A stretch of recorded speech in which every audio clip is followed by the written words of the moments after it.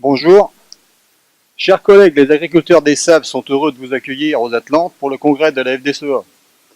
Depuis le 1er janvier, Olonne-sur-Mer, le Château d'Olonne et les Sables se sont réunis. La nouvelle commune des Sables d'Olonne compte maintenant 2 présidents de SEA, alors qu'elle n'avait pas d'agriculteurs avant.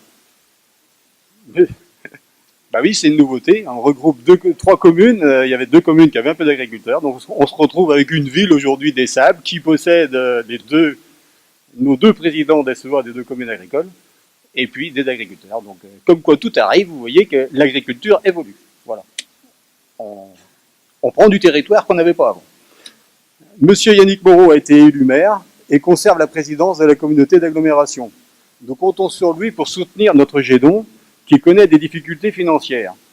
Le budget 2019 est déficitaire et seule une augmentation de la subvention de la com d'agglo pourra l'équilibrer. Seulement, il faut justifier cette augmentation devant les élus. Et là, ça se complique, car les causes du déficit ne nous aident pas.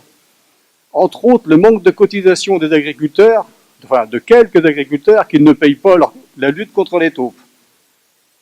Ainsi que la cotisation pour pollinise. Depuis la régionalisation, elle explose. Là, je ne sais pas où on va aller, mais on change de l'ordre d'idée sur la cotisation. Ça ne veut pas le faire. Il faut leur proposer, alors, bon, la solution pour augmenter cette subvention, il faut leur proposer de nouveaux services, utiles à la société, et réalisés par notre agent du Gédon, des Sables. Par exemple, la destruction des frelons asiatiques et des chenilles processionnaires du pin, ce qui correspond à un réel besoin sur notre secteur. Mais Polynise refuse d'intégrer ses compétences au Gédon local.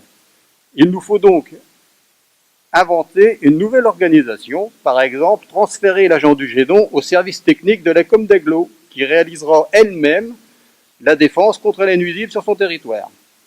Bon, c'est pas le but des agriculteurs. Les agriculteurs souhaitent conserver le Gédon, mais l'économie aura le dernier mot.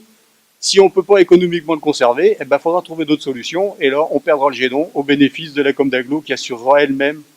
Bon, à savoir que la lutte contre la chenille, c'est la FD Gédon qui le fait, sauf que moi, la com d'agglo, elle veut investir dans son propre matériel, et nécessairement, il lui faut du personnel.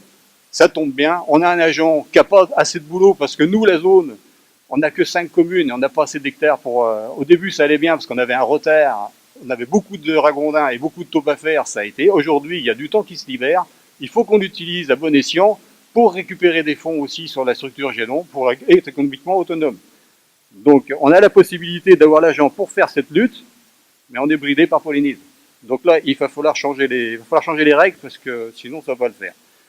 Un autre défi nous attend, la transmission des exploitations. 40 agriculteurs ont plus de 55 ans sur notre territoire de 5 communes.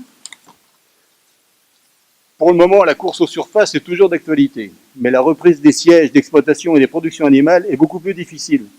Il faut rendre notre territoire attractif. Pour cela, un projet collectif de méthanisation est à l'étude. Merci de votre écoute.